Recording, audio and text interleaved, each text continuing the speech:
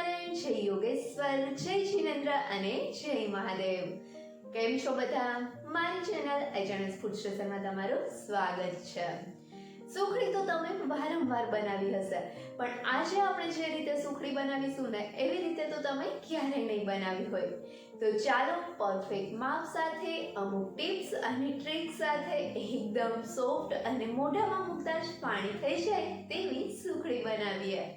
સુખડી બનાવવા માટે આપણે સૌથી પહેલાં 1 કપ ઘી લઈશું અને તેમાંથી 2 થી 3 ટેબલસ્પૂન જેટલું ઘી એક કડાઈમાં લઈ તેને ગરમ કરીશું. આ સમયે કડાઈ થોડી જાડા તળિયાવાળી લેવી, જેથી કરીને આપણે તેમાં સુખડી સરળતાથી બનાવી શકીએ અને આપણે સુખડી બનાવતી વખતે લોટને શેકીએ તો તે બળે પણ નહીં. અને હવે ઘી થોડું ગરમ થઈ જાય એટલે તેમાં અડધા કપ જેટલા કાજુ અને બદામ મિક્સમાં લીધેલા છે તે ઉમેરી ગેસની સ્લો ફ્લેમ ઉપર કાજુ બદામને શેકી લેશું. અહીંયા કાજુ બદામ સાથે તમે બીજા કોઈ પણ તમારા મનપસંદ ડ્રાયફ્રૂટ ઉમેરી શકો છો.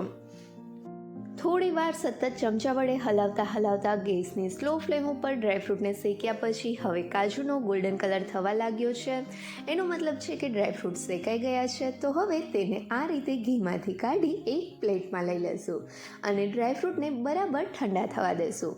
અને આ ડ્રાયફ્રૂટ બરાબર રીતે ઠંડા થઈ જાય ત્યાર પછી તેને મિક્સી જારમાં ક્રશ કરીને તેનો પાવડર કરી લેશું. હવે આ ડ્રાયફ્રૂટને સાઈડમાં રાખી દઈશું અને તે જ કડાઈમાં આપણે જે 1 કપ ઘી લીધેલું છે તે ઘીમાંથી અડધું ઘી કડાઈમાં ઉમેરીશું અને ઘીને સરસથી ગરમ કરીશું.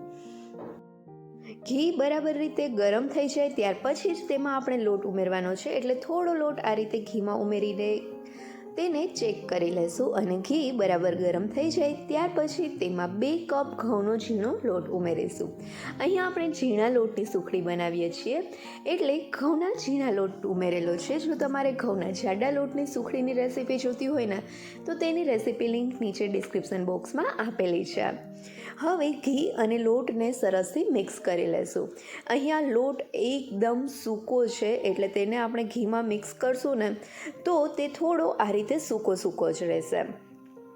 પણ હજી આપણે આ લોટમાં ઘી ઉમેરીશું અને લોટ જેમ ઘીમાં શેકાશે ને તેમ તેમાંથી ઘી છૂટું પડવા લાગશે અને લોટ મોઇસ્ટ થતો જશે. એટલે પહેલાં એક વખત આ ઘીને લોટમાં સરસથી મિક્સ કરી લેજો અને આ સમયે ગેસની ફ્લેમ મીડિયમ ટુ સ્લો હોવી જોઈએ. સ્લો ફ્લેમ ઉપર આપણે જેમ લોટને શેકશું ને તેમ આપણે સુખડીમાં મસ્ત લોટનો ફ્લેવર આવશે. હવે અહીંયા જોઈ શકાય છે કે લોટમાં ઘી સરસ રીતે મિક્સ થઈ ગયું છે. તો હવે આ જ સમયે આપણે જે થોડું ઘી બાકી રાખ્યું છે ને તેમાંથી 2 મોટી ચમચી જેટલું ઘી લોટમાં ઉમેરીશું અને તેને ફરીથી મિક્સ કરીને લોટને શેકીશું. આવી રીતે લોટ જ્યારે શેકાતો હોય ત્યારે તેમાં ઉપરથી થોડું ઘી ઉમેરતા જશું ને તો આપણો લોટ થોડો જલ્દી શેકાશે અને સાથે લોટનો મસ્ત ફ્લેવર આવશે, જેના લીધે આપણી સુખડી એકદમ ટેસ્ટી તૈયાર થશે. તો ઘી ઉમેર્યા પછી ઘીને લોટમાં સરસથી મિક્સ કરીને 1 મિનિટ જેવું લોટને શેક્યા પછી ફરીથી બાકીનું જે ઘી છે તેમાંથી 2 ચમચી જેટલું ઘી લોટમાં ઉમેરીશું અને તેને ફરીથી મિક્સ કરી 1 મિનિટ માટે તેને પણ શેકીશું. અને ફરીથી જે ઘી વધ્યું છે તેમાંથી 2 ચમચી ઘી આ રીતે આપણે ટોટલ જે 1 કપ ઘી લીધું છે ને તે પૂરું થાય ને ત્યાં સુધી આપણે આ પ્રોસેસ રિપીટ કરવાની છે. જો તમને ટૂંકમાં કહું ને તો આપણે જે ટોટલ 1 કપ ઘી લીધું છે તેમાંથી 2 થી 3 ટેબલસ્પૂન જેટલું ઘી ડ્રાયફ્રૂટ શેકવા માટે રાખવાનું છે. ત્યાર પછી જે ઘી વધે તેમાંથી અડધું ઘી લઈને આપણે લોટ શેકવાનું ચાલુ કરશું.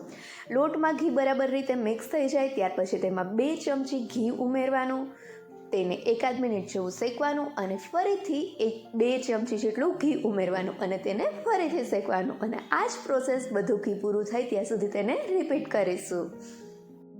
બધું જ ઘી લોટમાં ઉમેરાઈ ગયા પછી તમે અહીંયા જોઈ શકો છો કે ઘી ઉમેરવાના લીધે અને લોટ થોડો શેકાવાના લીધે તેમાંથી ઘી છૂટું પડ્યું છે અને લોટ ઢીલો પણ થઈ ગયો છે. હવે આ લોટને સતત ચમચા વડે હલાવતા લોટનો ગોલ્ડન બ્રાઉન કલર થાય અને તેમાંથી મસ્ત સુગંધ આવવા લાગે ને ત્યાં સુધી આપણે આ લોટને શેકીશું. અને આપણો આ લોટ જેમ જેમ શેકાવા લાગશે ને તેમ તેમાંથી ઘી છૂટું પડશે, તેમાં બબલ્સ થશે અને લોટ એકદમ હળવો બનશે, જેના લીધે તેને હલાવવો તે ખૂબ જ સરળ રહેશે. થોડી વાર લોટને શેક્યા પછી હવે અહીંયા જોઈ શકાય છે કે લોટનો થોડો કલર ચેન્જ થવા લાગ્યો છે અને મિક્સચર ઢીલું થઈ તેમાં બબલ્સ પણ થવા લાગ્યા છે. એનો મતલબ છે કે થોડી વારમાં જ હવે આપણો લોટ શેકાઈ જશે. તો આ સમયે જ તેમાં 1/4 કપ જેટલો એટલે કે 3 થી 4 ટેબલસ્પૂન જેટલો ચણાનો લોટ ઉમેરીશું અને તેને લોટમાં સરસથી મિક્સ કરી લઈ લોટનો મસ્ત ગોલ્ડન બ્રાઉન કલર થાય ત્યાં સુધી આપણે લોટને શેકીશું. જો તમને ખબર ના પડે કે ક્યારે ચણાનો લોટ ઉમેરવો તો બધું જ ઘી લોટમાં સરસથી મિક્સ થઈ જાય ને ત્યાર પછી પણ તમે ચણાનો લોટ ઉમેરીને લોટને શેકી શકો છો. પણ ખાસ ધ્યાન રાખવું કે વધારે મોડો જો ચણાનો લોટ ઉમેરશો ને તો ચણાના લોટની થોડી કાચી સ્મેલ આવશે.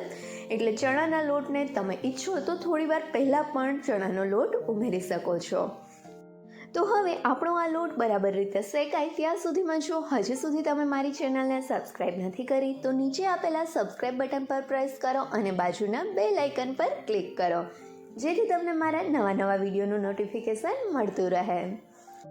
અને હવે થોડી વાર પછી અહીંયા જોઈએ તો જોઈ શકાય છે કે લોટનો મસ્ત ગોલ્ડન કલર આવવા લાગ્યો છે અને તે એકદમ હળવો થઈ ગયો છે. એનો મતલબ છે કે આપણો આ લોટ બરાબર રીતે શેકાઈ ગયો છે. અહીંયા તમે જોઈ શકો કે લોટમાં અંદરથી કેટલા મસ્ત એર બબલ્સ થયા છે અને લોટ એકદમ હળવો પણ થઈ ગયો છે. તો હવે આ રીતે લોટ સરસ રીતે શેકાઈ જાય ત્યાર પછી આપણે જે ડ્રાયફ્રૂટને ક્રશ કરીને સાઈડમાં રાખ્યા હતા તે ડ્રાયફ્રૂટનો પાવડર ઉમેરી દઈશું અને તેને પણ સરસથી મિક્સ કરી લેશું.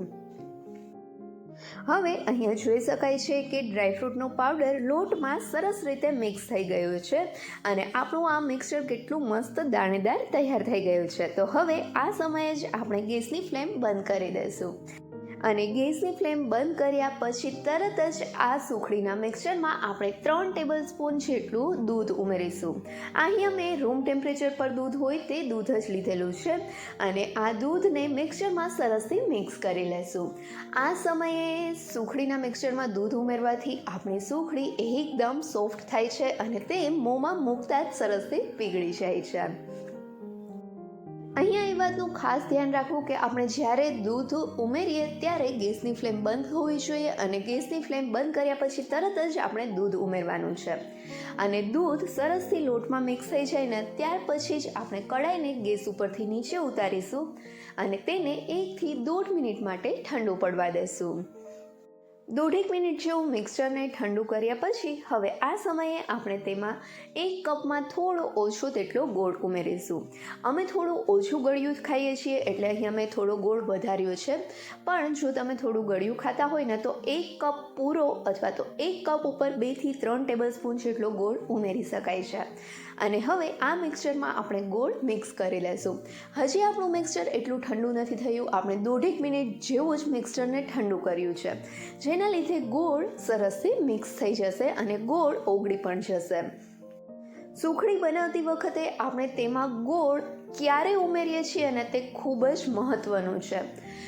અહીંયા એ વાતનું ખાસ ધ્યાન રાખવું કે ગેસની ફ્લેમ ચાલુ હોય ત્યારે ક્યારેય પણ ગોળ ના ઉમેરવો. જો મિક્સર આપણું એકદમ ગરમ હશે અને ગેસની ફ્લેમ ચાલુ હશે તો ગોળ ઉમેરીશું તો એ ગોળ કડક થશે જેના લીધે આપણી સુખડી એકદમ કઠણ થશે અને તે તૂટશે પણ નહીં. અને જો મિક્સર વધારે પડતું ઠંડુ થઈ ગયા પછી આપણે ગોળ ઉમેરશું ને તો ગોળ બરાબર રીતે ઓગળશે નહીં અને સુખડીમાં ગોળનું બરાબર બાઇન્ડિંગ નહીં આવે.